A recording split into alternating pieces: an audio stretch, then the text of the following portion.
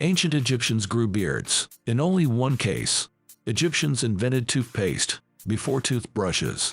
They had their own version of soap. Even their priests were obsessed with hygiene. Smooth faces were the norm in Egyptian society. Ancient Egyptian men saw beards as unclean. Priests were especially strict about this. They removed all body hair from head to toe. There was only one time when Egyptians grew beards. It was during mourning. When a loved one died, men would let their facial hair grow as a sign of grief. After the mourning period, they would shave again. Shaving was no simple task in those times. The Egyptians used sharp razors for shaving. These were made of copper or bronze. Rich people even had gold razors.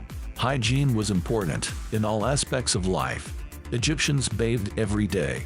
The life-giving Nile served double duty as a population's communal bathtub. Their bathing method was simple. A person would stand in a shallow basin. A servant would pour water over them. The elite had special bathrooms in their homes. Some bathrooms even had glazed tiles. Soap as we know it didn't exist. Nevertheless, the Egyptians had their own cleansing solution. They used a substance called Natron. It was a mix of natural chemicals. Dental hygiene didn't escape their attention either. They made toothpaste before inventing toothbrushes. It was a mix of mint, rock salt, pepper, and dried iris flower. Strange as it sounds, it yielded results. Archaeological findings reveal surprisingly well-preserved teeth. Egyptians even had breath mints. They were made of various spices and nuts. They mixed these with honey. Hair care took an unexpected turn. Many Egyptians, both men and women, opted for a bald look. This wasn't a fashion statement, but a practical measure against lice. To compensate, wigs became widespread. Cosmetics served both aesthetic and practical purposes. Both men and women wore kohl around their eyes. It wasn't just for looks, it protected their eyes from the sun. It also helped prevent some eye infections. In matters of sanitation, the ancient Egyptians were surprisingly advanced. Even poor people had toilets at home, a luxury many Europeans wouldn't enjoy for millennia. Cleanliness held spiritual significance too. The Egyptians believed it brought them closer to their deities.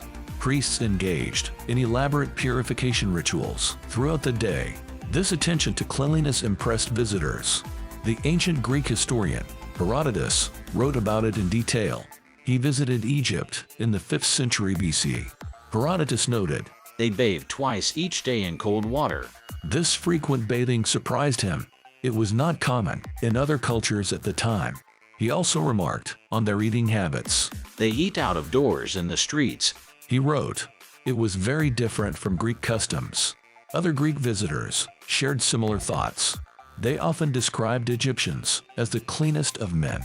The Roman historian Diodorus Siculus also commented on Egyptian hygiene. He wrote, They're to speak generally, the most attentive of all men to the care of their bodies. This was high praise. From a Roman perspective,